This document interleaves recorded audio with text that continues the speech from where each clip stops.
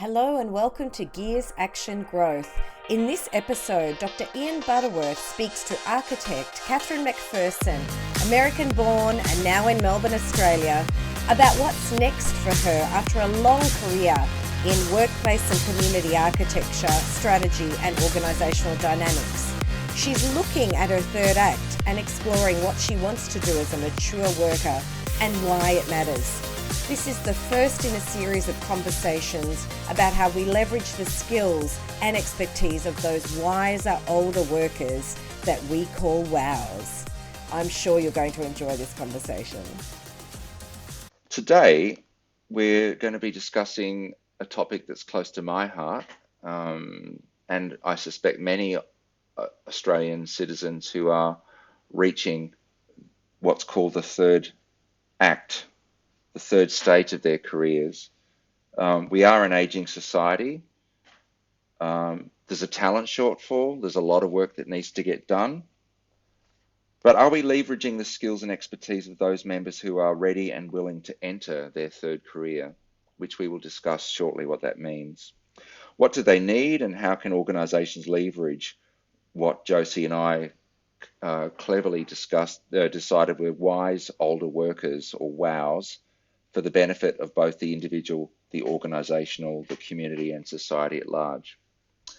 So it's my great pleasure to introduce Katherine McPherson, an architect with international and national experience in workplace architecture, whom I had the good fortune to meet a month or so ago at a seminar in Melbourne for one of my very favourite people, a learned scholar in the field of healthy built environments.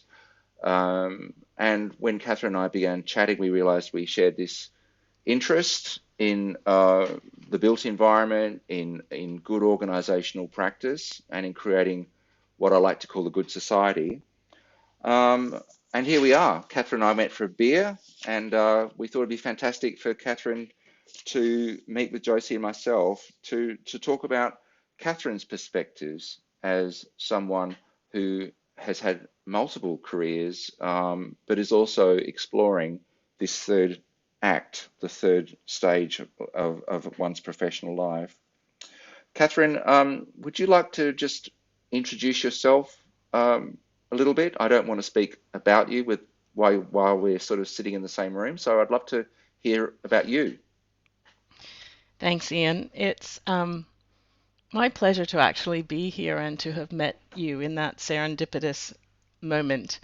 And it seems increasingly like I've had some serendipitous moments, and a lot of that has actually come about by work in Guilford Lane, where I have a home office now, and that's all the rage post-pandemic. But when I moved into the lane with my partner 20 years ago, the lane was a very quiet back road place in the city, and sort of full of motorcycles. And that was actually at a time, as you said, where my life, I think, was starting to change. I arrived in Australia back in '82 as a young architect, and I think that was one of the significant things that happened in my life, was the journey from the US to Australia, and it was quite an important event, because I wasn't sure at the time whether I was actually spreading my wings or running away, and if I was running away, what was I running from, or what was I running to? And it was a really wonderful period of growth and challenge. Literally, my world was turned upside down as a Midwest American girl. I had to having just graduated in architecture, but I had to relearn so many things. And I think that's probably where the relearning actually started.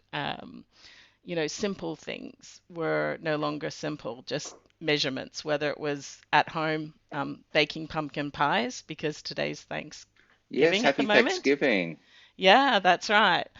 So whether it was in the home, trying to fit in and be a good homemaker, as was my, sort of family culture, or in the professional environment, learning to work from imperial to metric, learning different landscapes, different trees.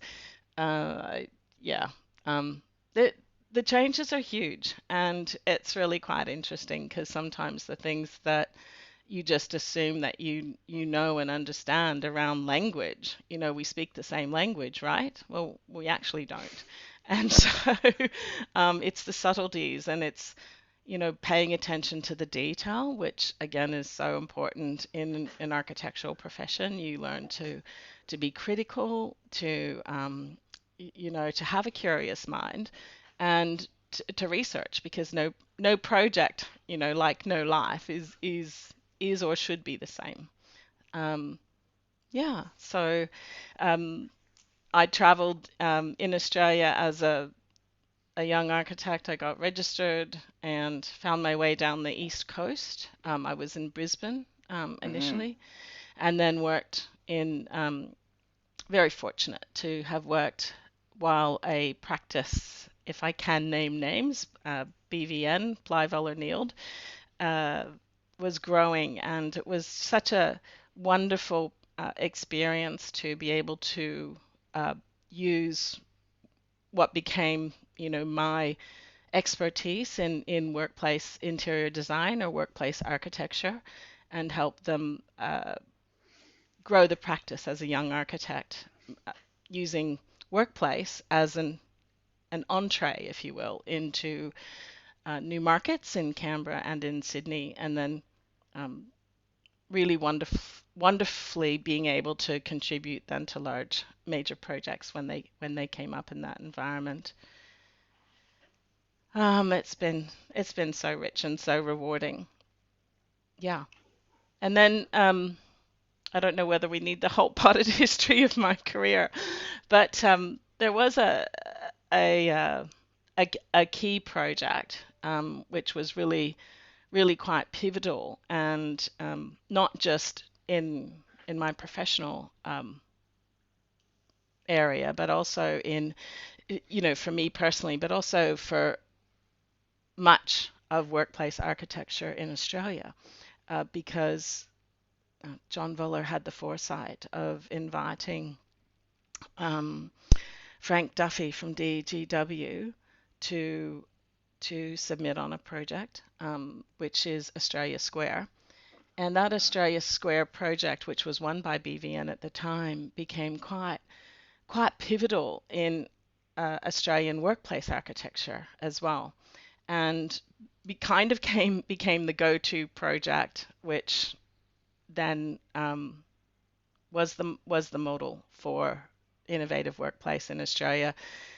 From that went Campus MLC, and there was a whole, sort of network of projects then, where it really changed the way that people worked and challenged so much. And I was able to, in that time, see how others worked, because a whole team was actually brought out from, partly from the UK. Some people were grabbed from other parts of Australia.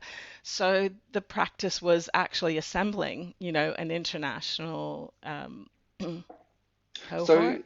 there was Yeah. some amazing serendipity of you arriving in Australia as this bright young thing with all of these skills. I imagine Australia would have. I think Australia has a love affair with Americans. I imagine you would have been sought out for your expertise. You would have been included. Did you experience much uh, gender or cultural resistance at that stage of your life? I found resistance as a female in Australia, uh, Hmm. definitely. And it really did hit me between the eyes. It was something that I wasn't expecting. Wow. And because you have to remember, this is 82 when I Mm-hmm. arrived, and there was a recession on, and people said, "Well, you're lucky. Your husband has an architect, has a job, you know. So, just go bake cakes or whatever it is that you need to do at the God. time." And it made the assimilation or finding my place in this country very difficult Mm-hmm. at that time. So, but I had been working since the age of 14, and Wow. had traveled, and I thought, well, that's not actually going to let stop me from doing anything. And so, you find work. You find work using the skills that the other skills that you had. They I'm happen to thinking be, visually here. I'm thinking yeah. of a career in 3 acts, and Uh, you yeah. are you are the young. What's the term? You're not an understudy. You've just won the role, and you're walking out onto the stage, Yeah. having learnt your lines, and you find maybe the audience isn't quite what you were expecting, but That's true. nevertheless, you launch into the role. When do you think your first act then became the second act? How would you describe the second act? Because I guess the Right. first act is establishing the story, establishing the character arc, um, setting the scene for, you know, a plot device where maybe there's some intrigue or something happens. Where do you think Act One then became Act Two? How would you define that?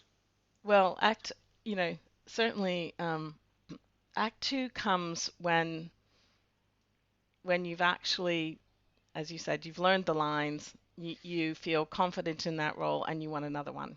And Hmm. don't know whether that's greed or whether that's just a natural progression, because it was just, I want more, I want Uh-huh. more, this isn't enough. And I want to sit at the table with the boys. I just don't want to play games with them. I actually want to Uh-huh. sit at the table. And that was hard. And finding the right place in which I could do that, Hmm. had a skin in the game, Mm. meant that I had to change, and I had to actually leave where I was at the time, and then move to another practice where I could feel the pain, actually, of being a company director and shareholder, Wow. to grow more in a new role. Management and leadership in architecture was very traditional, like the traditional at the time, like the traditional structures, and it's very much, architecture often is a family type business model based on trust structures. All the partners are equal because it's a creative industry, and at that time the industry was only starting to play with the ideas of having say an external CEO, or what are the skill sets missing at the table to make us viable as a business.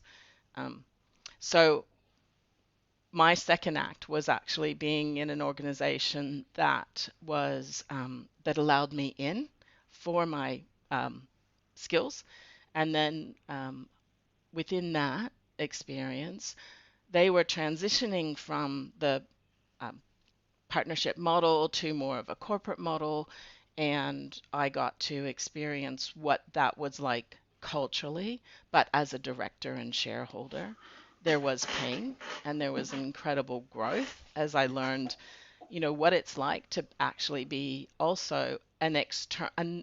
Once again, I was an outsider, okay, because I Mm. hadn't, in this particular organization, I hadn't actually been part of their growth, and I was filling a role that others had been offered but didn't want to fill. And and only an outsider could have taken on that role, because you didn't, it was what you didn't know, that became the pain points, as well as where I grew, you know, I'm at a interested. yeah. Um, what is intriguing me about this discussion is it sounds like your Act Two was quite transformative and transcendental in a way that once you began Act Two, Act One almost had no relevance for you anymore. It was transformative, and you'd walk through a portal, and your new world was completely different to the other one. Although you couldn't have got to Act Two without doing Act One. A bit like the rocket with the stage one falling off as you enter, the moon's orbit or whatever. That is just the perfect analogy. Yeah, yeah. And it was act. That's absolutely correct. So there's stepping stones, Mm-hmm. but they're so disruptive. They Mm-hmm. are so disruptive, and individually it causes you to grow and to think and to step back Mm. and say, Well, it is like the chrysalis. It is yeah. like the moth, the caterpillar to the butterfly in a way. It's transformative. What about now? Like, would you say that you're in Act Three? I would, because the transition once again between Act Two and Act Three was incredibly disruptive. I realized that having achieved a particular uh, role or status within an organization and understanding what the responsibility is, then I realized that the culture of the organization, the very, um, sort of the social fabric and the glue, there was a misalignment of my own who I had become, or maybe who I wasn't a fit. So unraveling all of that, literally pulling it apart, and then stitching a new me back together meant, leaving something I had invested in so incredibly and taken a leap of faith and invested in, sort of financially as well. So that period of unraveling and change, sort of really questioning was when, like I had a gap. I may have had a gap year. I'm not sure. I'm not sure. But I went in search, and what I did was I reverted to what I knew, which was I need to re-educate myself in a really structured way. That the self-help approach and just going to books, as was my family culture, wasn't enough. And that's when I did a master's in organization dynamics, and but that was from a systems psychoanalytic approach. Which I just And love the fact you've done this. When did Act Three begin for you? so that was almost 10 years ago. Uh-huh. Yeah, yeah, almost 10 years ago. But it was so disruptive that at the time, um, it was, am I really sure I want to do this? Because I'm not even sure I know myself anymore. The experiential learning, however, was so powerful that I feel like it is a rocket booster, and now after the 10 years of what I would call, if I can borrow from a coaching program, composting and weaving that I have been doing with my own life, and trying to extract that, the juicy bits and work out what I'm going to now thread together.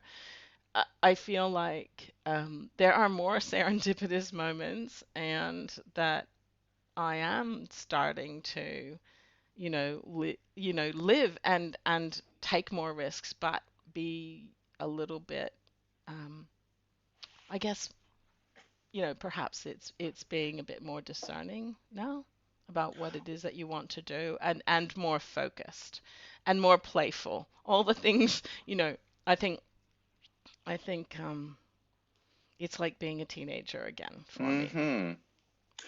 So what questions are you exploring right now about this stage of your life? Where do I want to be? Where do I want to live? How do I want to spend my time? I feel as if our greatest gift that we can give to each other is seeing one another and taking time to actually just be. Mm-hmm. And you can't put a price on that.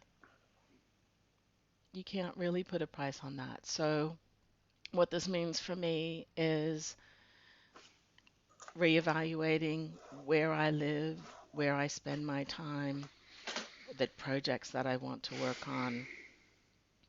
Yeah, yeah. And with who?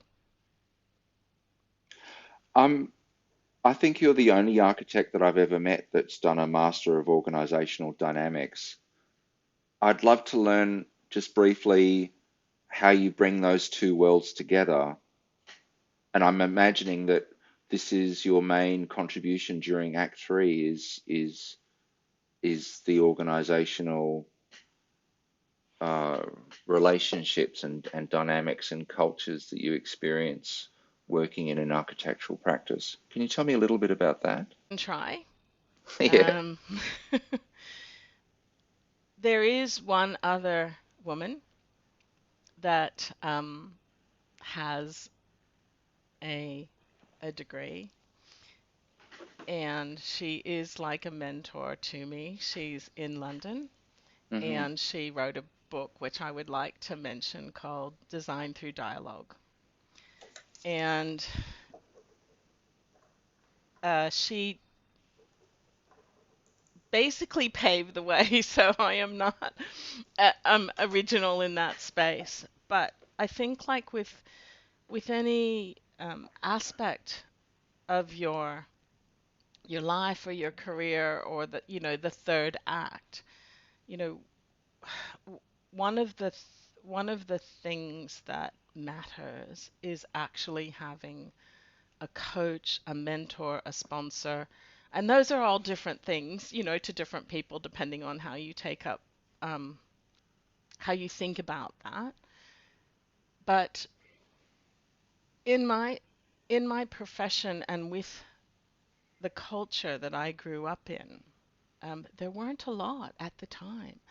And now are many. Now there are more. There are many more people that are actually taking the time to um, to invest in women, and also um, in maybe in the underdog, and to look and see others more or differently. And I think that there has been a significant shift in how we see ourselves, our family, our community since the pandemic. If there's anything that, is a positive, is that refresh that we have had, or the opportunity.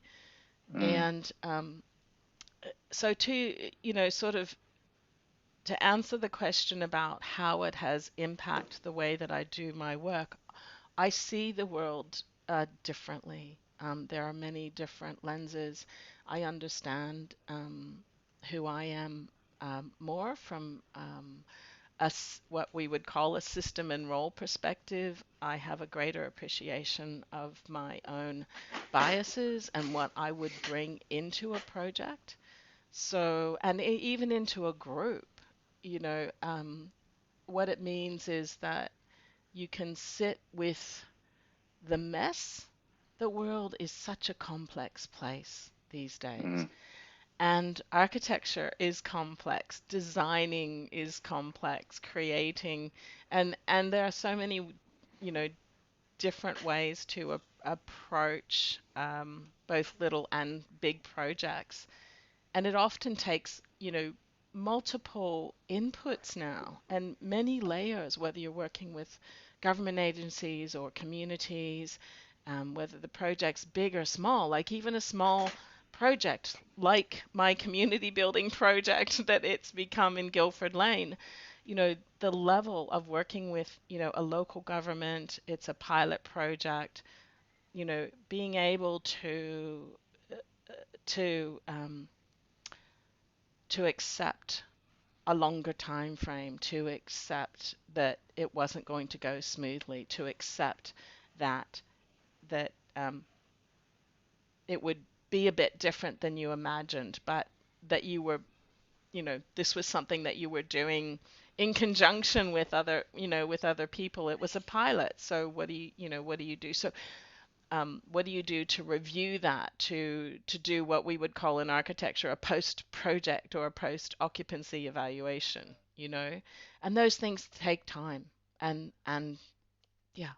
This is probably a topic for a whole other podcast, but I often wonder what an architectural practice comprised only of women would be designing. One of my all-time great heroes was Dame Zaha Hadid, and I was devastated when she passed away. I just found her work so extraordinarily creative and sinuous, and so unlike the other archetype that I have, which is Howard Rourke, the Ayn Rand's architect who blew up that postmodern building. Yeah. Have you seen that black and white movie? It's quite fantastic. I But have seen.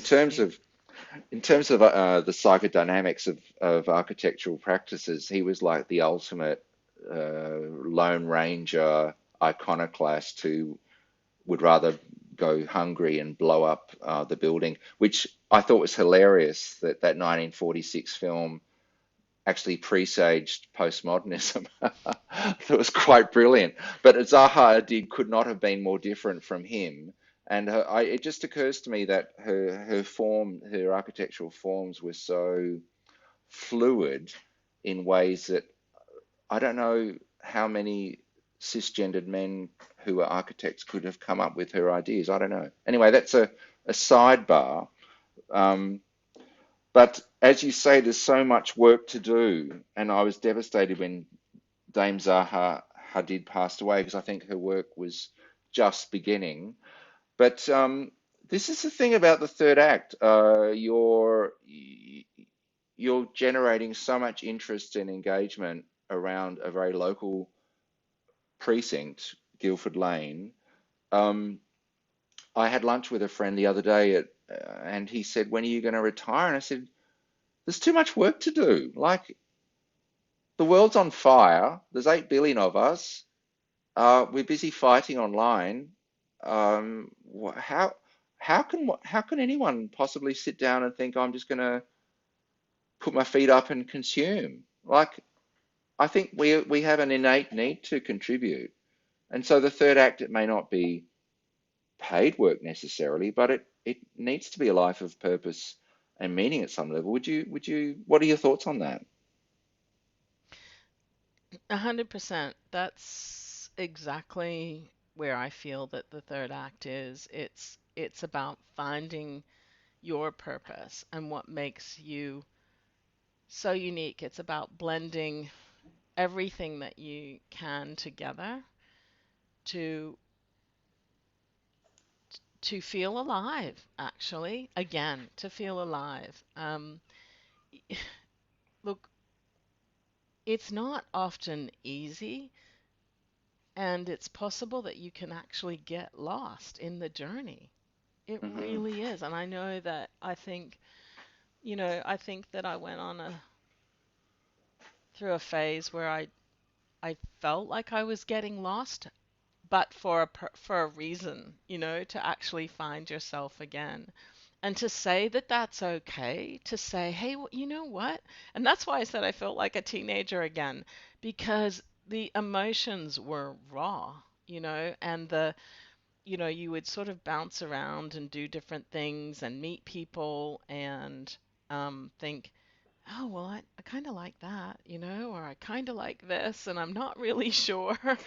Um, and so the whole idea of just exploring, um, feeling that I had actually generated enough in terms of a little bit of money tucked away. It's not perfect, the house isn't perfect.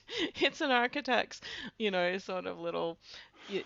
There's always something to do. It's like there's always something to do. But I Um, think as you and I discussed over drinks, I mean, you and I are experiencing a quality of life that most people on the planet right now have no idea about how do we even get there. Like, yeah, although we might um, we might do upward comparisons and think we're not doing as well as someone else, but in fact, we're actually in an amazingly privileged position. Um, what do organisations and communities need to do to help people like us, people in our age bracket, engage and contribute with meaningful work? And I'm saying that partly as someone who's applied for about 30 jobs recently just to see what's out there and I don't know. I have a feeling like people look at my resume and join the dots, and I'd think that this person's too old. But I mean, Yeah. as you and I both know, we're probably at the peak of our creative power. But what do we need to actually help people contribute in the third act, either in paid or unpaid work? What's needed from your perspective? It's it's interesting because there is no formula. There isn't, there's no algorithm that's actually going to do the matchmaking for you.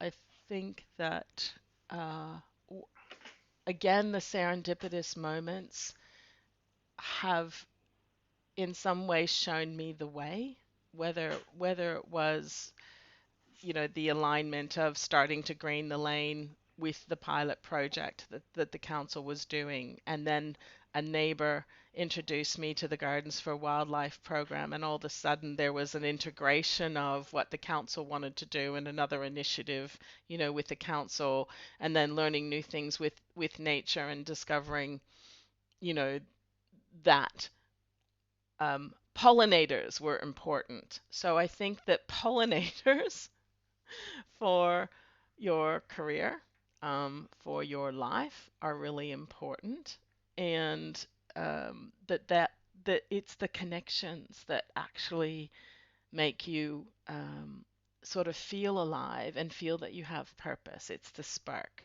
that happens when you connect with your values and you connect completely, with something that you are passionate about. So, curiosity, connections, and pollinators. I and because when you go to a recruiting agency, when you're our age, they don't know what to do with you. 9 times out of 10, you have so much experience, and they say, whoa, but you're overqualified, or you've heard that all before. Are you sure you would want to do this project? Um, uh, and then they just, you know, people that would actually listen. I think that there's probably a whole market for, the over 60s joyful experience of you know employment, just in case, because there are a lot of people who are afraid to ask. They're actually afraid to say, you know what, um, I'm happy to volunteer a lot of my time to mentor people in my profession, or to have engage in a community garden. But at some point, with the cost of escalating lifestyle, just living now, um, you're going to have to stop giving it away. And I've had someone say to me, Catherine, you've got to stop giving it away. And I thought, well, what is that about? Is that actually about lack of respect for myself, for my skills? And I thought, well, no, there is a financial aspect of that, you know. Um, but also it was about value. You are valuable, in your industry. And how do we actually value the older, wiser worker? And what does that mean to them? Where is value? Um, because it's a combination of things. It is time, it's flexibility. And so all of the sudden, um, you actually think about what a young person just entering their career, or a young family coming together and wanting flexibility. Well, how is that different to the flexibility that I want, in order to spend time with my aging parents who are in the US, and I need blocks of time to travel? So, the exact same thing that the young generations just coming in, Z whatever alphabet it is, I want that, you know? Because that's actually what I value. I value my time. I want to be respected for my skills, and I want to be paid something. And it doesn't have to be a lot, but also I may need someone to help me find, you know, a, the right home, and to listen to me, and to look more deeply at my skill sets.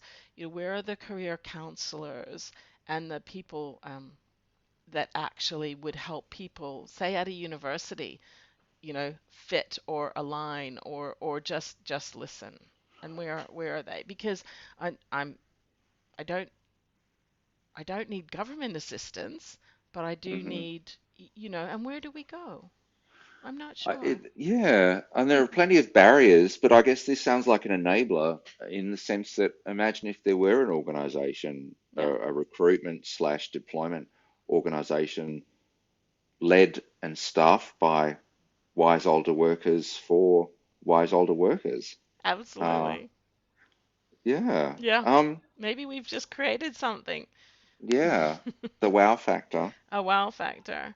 Because you do. You need to help. Sometimes you just need someone to listen and help you navigate those tricky times in your life again. What are some lessons or insights that you could forward to others based on your own journey? Um, you're clearly right in the middle of Act Three. Um, there's plenty of showstoppers to come, and the curtain certainly hasn't come down. And I'm sorry, I'm just pushing this metaphor to death. What what are some lessons, insights that you'd like to share with others? Be kind to yourself and be kind to others. Try and be present as well. And if you have to take a time out or a gap year as part of this being kind to being kind to yourself, then do it, you know. Um, Allow yourself to to be curious and to have fun and to play again. I mean, I think that's the most, that's, at the end of the day, you know, um, yeah, family and friends, your community, having a place to uh, to be able to be playful. Yeah. You're about to do some intensive training back in your third act domain of organizational dynamics. Is that right? Yes, it's a group relations conference, and it's going to be very exciting. It's something that I've wanted to do for a number of years, but felt that I wasn't quite ready. And group relations conferences are quite unique. I haven't actually done one, but I've heard about them, and they're mostly for people in management and or leadership positions, although those lines get blurred because we can all be leaders in wherever systems we're in, whether it's our family or, yeah, and sometimes we're an accidental leader, Hmm. or sometimes we're an awkward leader. But group relations conferences actually help you discover more about yourself and how you turn up. So I'm very much looking forward to that. Yeah. Do you have any thoughts yet about where that might lead in terms of um, this third act that you're immersed in? Is it something that you might start drawing on consciously or unconsciously, do you think? Well, you used a word in that thought, drawing, that I might draw on. And that's actually something that I have been doing since I was about 3. It's why I became an architect, I think, because my mother actually said, well, you want to be a commercial artist or a creative artist, but you're going to have to stand on your own 2 feet. So, what else could you do with the drawing that would be just a bit safer, as a woman, in case you have to? And she was right. At the time, I think I hated her for saying that because it meant dig deeper, look again. Um, and drawing is something that I will do in the conference for myself because it's it's a way of discovering sometimes what can't be spoken about or what is hidden. And drawing, as I've learned, is not just a technical exercise, but one that's one of exploration and communication, not that just for yourself, but sometimes for others. And that's one of the things that I learned in my system psychodynamic training is that we have many tools to communicate, many gifts to share, and that we just have to find ways of discovering what maybe can't be said or can't, what is not even known, the unthought known. And so the drawing can be very powerful, and I want to use my drawing skills in new and fresh ways. I guess what I'm picking up from this too is a major component of the third act is the continual embrace of curiosity and learning, um, that I think people that live great lives carry with them throughout. Um, this old notion that you retire and the blokes end up in the shed out the back tinkering with a lawnmower, or women end up sort of, I don't know, learning how to crochet, or I mean, that might be fun for a half an hour, but I mean, then what do you do? There's stuff out there to explore and learn. Um, and again, I think the third act is this fantastic opportunity to learn things that you've always wanted to learn. So kudos to you for ticking off the bucket list with all these fantastic projects that you're working on and the things that you're learning about. Um, how can people learn more about Guilford Lane? Do you want to give a plug to your community initiative? Oh, well, thank you. I guess I will take the opportunity to say, come see Guilford Lane. It's a beautiful place in the city that is like no other. Yesterday morning, I was feeling a little bit blue and went out into the lane to just do um, my check, what I call my check. And as I was there, just watering a plant that hadn't quite received enough rain because it was tucked in the corner, so I had to notice that plant. There were two two two incidents, multiple incidents of people walking down the lane, but I overheard a conversation that brought a smile to my face. A young man saying to another, "I caught the lane on in my camera and it was perfect. There were no people in it." But, and I thought, well, there should be people in it. But anyway, he thought it was the perfect picture. And he said, "This is quintessentially Melbourne." And another young man came down the lane and he said, "I love this lane. It is so cute." And I thought, we're done here. That's great. I can go back inside. How lovely.